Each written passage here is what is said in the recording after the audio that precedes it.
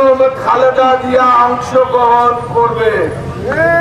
যে ভোটে তারেক রহমান অংশগ্রহণ করবে, যে ভোটে ডাক্তার জুবাইদা রহমান অংশগ্রহণ করতে পারবে, যে ভোটে রুহুল কুদ্দুস তালুকদার দুটো ভোটে অংশগ্রহণ করতে পারবে, সেই ভোট বাংলাদেশে হবে।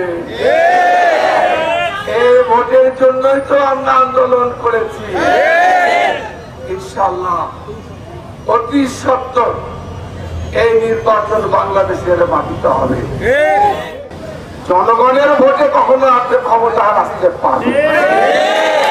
এর আগেও আমি বলেছি 2008 সালেও আপনি ক্ষমতা দিতে পারেন ষড়যন্ত্র। সে সময় ষড়যন্ত্র করে আমাদের বিজয় ছিনিয়ে নিয়েছে। 2014 সালে ভোট হয় নাই। 18 সালে আমার স্ত্রী, আমি জেলখানায় চলে গেলাম।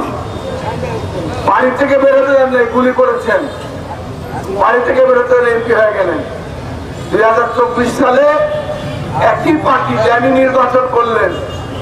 এইভাবে কি ক্ষমতার টিকে থাকা যায় বলে? এই জন্য বলতে চাই, এই ভোটের জন্যই তো আমরা আন্দোলন করছিলাম।